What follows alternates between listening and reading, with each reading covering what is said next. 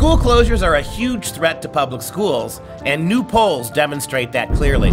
Now that the so-called free daycare perks of public schooling were ended by the virus, parents have no choice but to see for themselves how poorly educated and unprepared the schools left their children. I'm Dr. Duke, she's Katie, and let's take down these anti-homeschool bigots.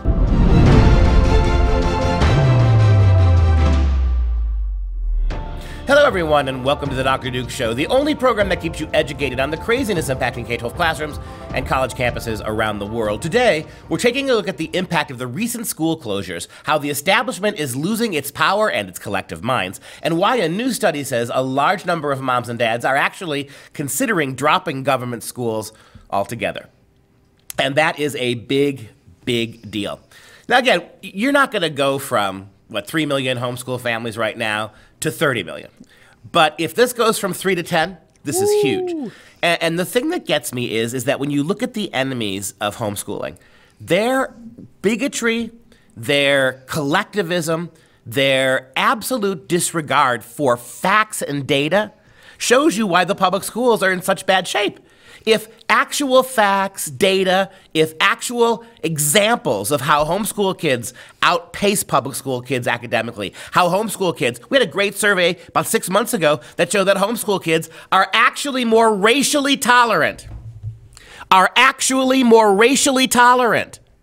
than public school kids. When you consider the fact that public schools spend 60% of their school day pounding left-wing talking points with regards to race into the kids' heads, that homeschool kids are more tolerant. The fact that these homeschool experts ignore facts and data, they ignore test scores, they ignored college success stories to paint a narrative that homeschool is dangerous and homeschool is misogynist and racist and sexist is absolutely pathetic. And maybe it just took moms and dads having to spend a couple months educating their kids at home for them to see it too. Well, if you can't already tell, Dr. Duke's a little fired up on this one, and that's going to be in our next couple segments where you better stay tuned because it's going to happen. So we're going to take a look, though, first at a story that Ryan McMakin wrote for Mises Wire that talking about how the COVID-19 and the closures of these public schools, it's really shining a light, as you indicated, on what's been happening. He says, for decades, we've been fed a near daily diet of claims that public schooling is one of the most important, if not the most important, institutions in America. We're also told that there's not nearly enough of it, and this leads to demands for longer school hours, longer school years, and ever larger amounts of money spent on facilities and more tech. And then, all of a sudden, where did it go? All of a sudden, with the panic over COVID-19, it was gone. It turns out that public schooling wasn't actually all that important after all, and that extending the lives of the over 70 demographic takes precedence. So what he's saying is when COVID hit, all these public schools, yes, we're going to do online schooling and it's not going to change. The kids are going to get this great education. And by late April, everything collapsed. And some schools we've reported on how class participation was down 60%, and now these kids are getting even less of an education than they were before. And what he says is, ironically, public schools have essentially ditched lower income families almost completely, even though school district bureaucrats have long based the political legitimacy of public schools on this idea that they are an essential resource for low income students. Public schools are now, and they always have been, a resource for statists and one world government types. It has always been a model for conforming students to the propaganda of any particular state. In fact, Horace Mann, back in 1850, when he created American public schools, for 80 years we didn't have a public school system. Our kids, and in the colonial period all the way through 1850, American kids were actually high readers. The literacy rates were through the roof. It's not as if before we had public schools, American school children were a bunch of rubes, which is exactly what the progressive left wants you to think. No, they actually were doing very well, vis-a-vis the rest of the world in particular.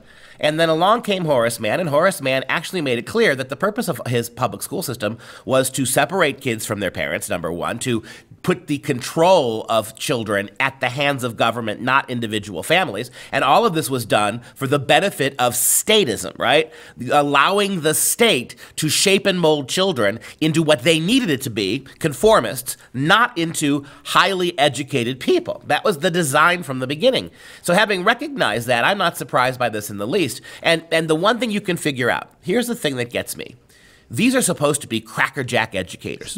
We've been told that these public school educators, and you and I both know, a 4-year degree from an education department is one of the weakest degrees you can get, perhaps the weakest degree in terms of intellectual content you can get on any college campus is an education degree. An education degree is the laughing stock of education. Again, when your kid is going to study education and math, right, he wants to be a math teacher, real math professors teach him math. Teaching professionals, education specialists, have them doing great big cardboard posters to hang on the walls, right? This is literally the level of middle school assignments in college education programs. But we're being told the lie, right? That without our public school teachers and their absolute devotion to what they do, no one would learn anything. And here you have a little hiccup, right? That kids are out of the public schools, there's no face-to-face, and the teachers seem utterly unable, and the public schools utterly incapable of delivering anything like education in another format. And that's why we're seeing that the Real Clear Opinion Research poll that they just did of 2,122 registered voters reveal a big increase in parents who might actually keep homeschooling even after this pandemic ends. They found that about 40% of their families are more likely to use homeschooling or virtual school education after the lockdown restrictions are lifted. And what's interesting, too, is according to the American Federation for Children, 64% of families support having the choice of public or private. And among the 64% who support this, 75% Republican and 69% lived in an urban area. And that's a statistic that I'm fascinated by because we have to pump all the money into these, cities because that's where that good education. But I wonder why 69% are saying, look at what we're trying to get, and we're going to get away from that and actually get an education. And urban is also slang for ethnic, right? Yes. And if they lose the support, the public schools, and why shouldn't they? Minority kids in inner cities have been getting ignored by the public schools for about 50 years. Why wouldn't those parents change? Well, in the breakdown of those surveyed, 53% Asian, 50% African American, and 36% Caucasian are the ones who are saying, we're getting out of here. So. Mostly non-whites people.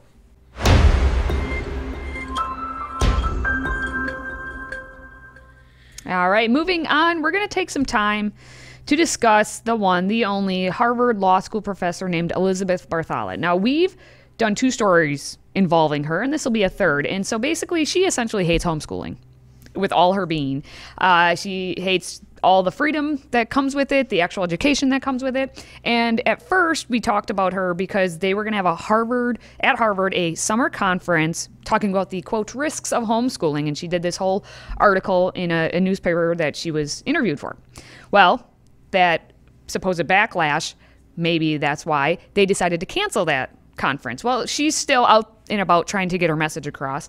And so she did a Q&A article that was written in the Harvard Gazette. There she be. And so it's just a Q&A, and it kicks off by the Gazette asking her, how did homeschooling in the U.S. develop into such a fast-growing phenomenon over the past few decades? So I'm going to read her answer, and I'll let you talk about it. She says, behind the rapid growth of the homeschooling movement is the growth in the conservative evangelical movement. Conservative Christians wanted the chance to bring their children up with their values and belief systems and saw homeschooling as a way to escape from the secular education in public schools. They had fought the battle with public school systems to have their children exempted from exposure to alternative values in the schools and lost. When they started withdrawing their children for homeschooling, this propelled expansion of the homeschooling movement. So what she does, she says, everything she says is right, that Christian moms and dads, and they were the ones who started this. And again, keep in mind, back when homeschooling got big, Christianity was still largely unchallenged nationwide. I mean, most people, including most public school parents, were Christians.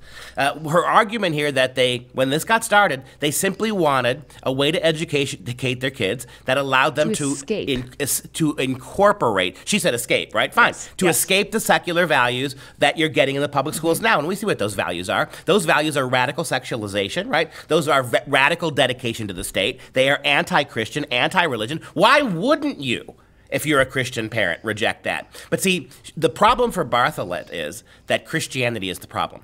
We have said this before many times, that the single greatest enemy of communism, socialism, this kind of global collectivism is Christianity because of its absolute focus, laser-focused Christianity on the individual, not the group. She then called homeschooling in America an anomaly, claiming that other countries regulate more. She says they demand that parents show they are qualified to teach and that they intern in the curricula they plan to use. Other countries impose home visit requirements, which are both a protection against child maltreatment and also a check on whether the parents are actually providing the education they say they are. They also mandate that the homeschooling curriculum provides an education equivalent to public education and includes teaching about the fundamental values of our society. Some countries, like Germany, effectively ban homeschooling altogether. In the U.S., there is essentially no effective regulation. Thanks, Liz. Thanks, Liz, for reminding the people of the United States that we are not the rest of the world. Or thank Germany. you. Yes, thank Germany. you. And of all places that were not Germany. That law banning homeschooling in Germany was promulgated by the Nazis, honey. N-A-Z-I. The Nazis. Right? It's one of the only laws on the books today from the Nazi period that you will not homeschool. Thank you so much, Elizabeth. Beth, can I call you Bethy? Bibbs? Lizzie? Lizzie, thank you so much for reminding us that we preface and we absolutely underscore liberty, freedom, individuality. What a wonderful concept. Thanks for reminding us, Liz, that in this country, families elect politicians. Politicians don't oversee and regulate families. If families want to educate their kids, not your kids, they have a right to do that. It's a beautiful system, Liz. And if you don't like it, and you don't, maybe you would be more comfortable in places like Germany. Maybe freedom, liberty, and the Constitution are not for you. Because you know what?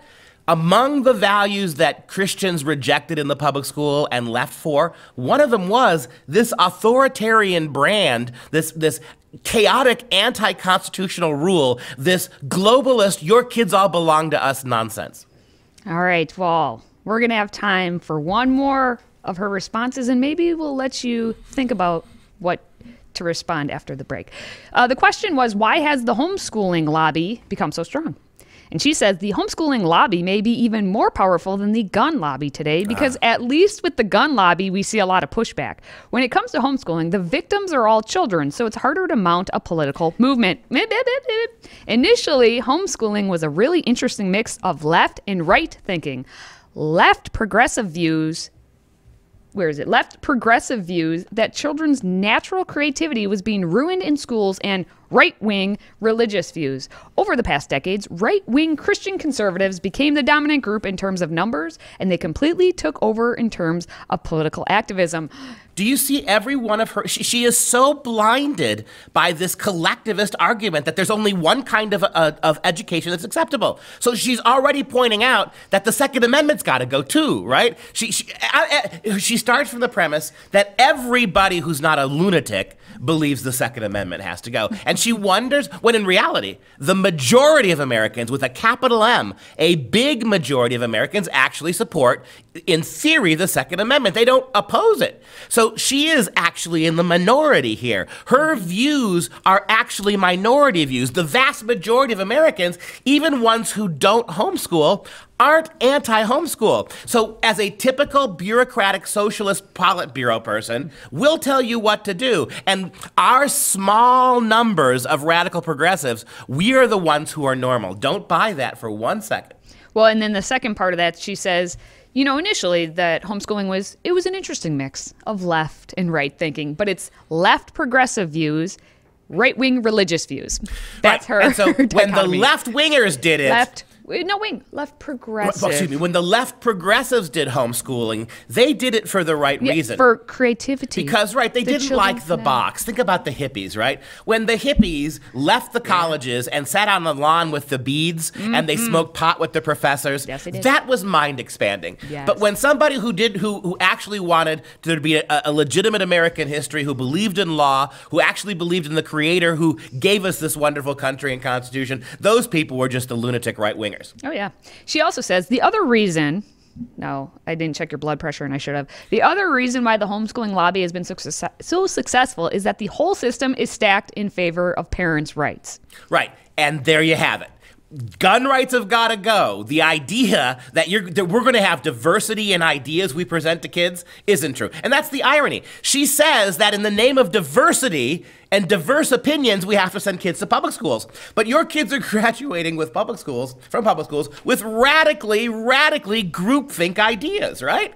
And so another example where she's lying, and then this one. Read that quote again. That last one you just pointed out to me.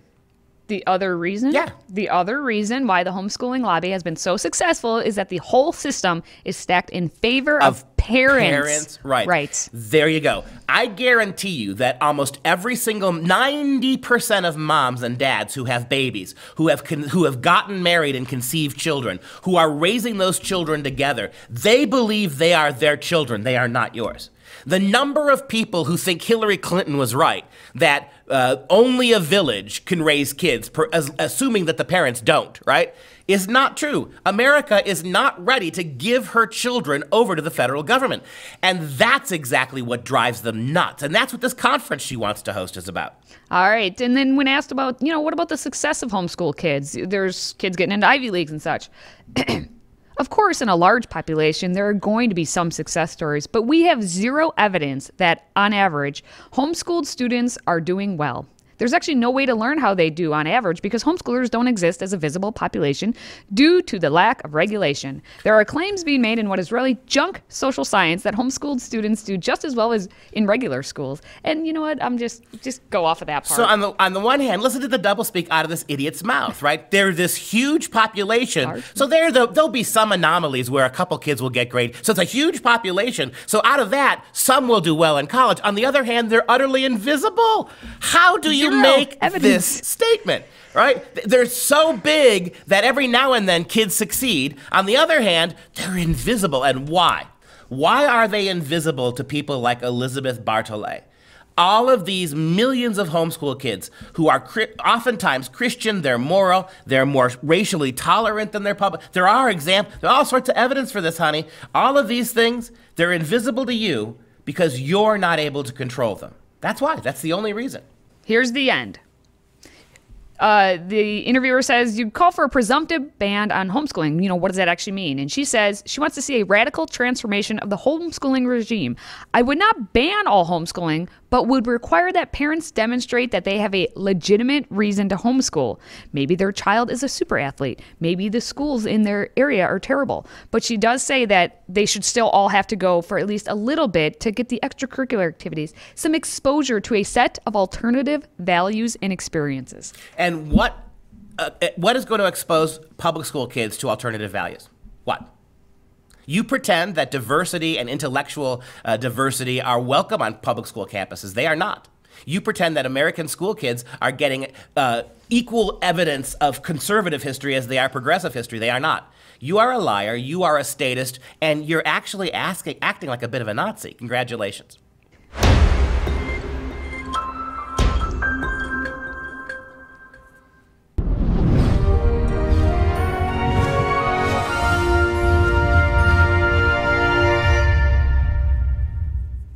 It's that time of the show where we get some real education. Now, last week on Instant Classic, we looked at a fascinating piece of sculpture from the 19th century, the Veiled Virgin. Today, we consider the even more stunning sculpture that inspired it, the Veiled Christ, by Rococo sculptor Giuseppe San Martino, completed in 1753 and housed in San Severo Chapel in Naples. Last week, we took a look at the Veiled Madonna, the Veiled Mary, the statue of the Virgin Mary, who had beautifully carved marble veil over her, and we talked a lot about that. And I want to show you today the image, the sculpture that actually influenced that one. If you thought that one was interesting, take a look at this. This is Giuseppe San Martino's the Veiled Christ. And unlike the face of Mary that we saw last time, it is the entire full-length profile of Jesus. Given there it is at the top. Look at that from up above. the beautiful contours of the body, all the suffering and stress that Christ suffered on the cross, all of the tension. Think about crucifixion scenes. Think about the beating and the crowning of thorns and the whipping. Think about the uncomfortable rigidity of his stance on being nailed to the cross. And look at how gentle in death the body is reposed. Look at how gorgeous that is. And to be able to carve marble in such a way that you can literally see through the marble veil, right? If you wouldn't know better and I hadn't shown you that, I bet most of you would have said if I asked you what that was, it looks to be a marble statue or a statue of some kind covered with a cloth. Take a look at the bottom picture there.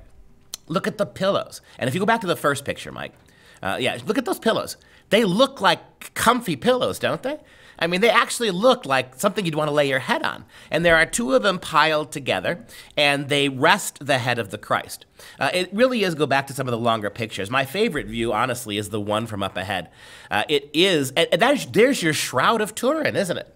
I mean, we think about the Shroud of Turin and how it covered the face of Jesus, but covered the entire body. That is exactly what the Shroud of Turin aspires to. You go back to that image, that is exactly what you sort of see there, right? It's delicate, and I love the fact that there in the bottom right-hand corner, you have the crown of thorns, right? That has been taken off the head of the dead Christ and set aside. And let me just say this. Every time I do something like this, people get angry with me. I get snarky letters from somebody saying, my Christ is alive, unsubscribe. So go ahead and unsubscribe. Look, in order for Christ to be resurrected, in order for Christ to save the world, he had to die for our sins.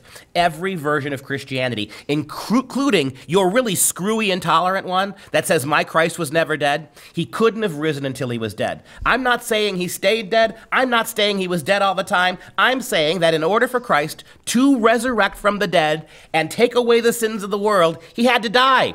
It is not evil or sinful to consider the dead Christ before we celebrate the risen one. And if you're too small-minded to know that, you got to go watch another show. Unsubscribe.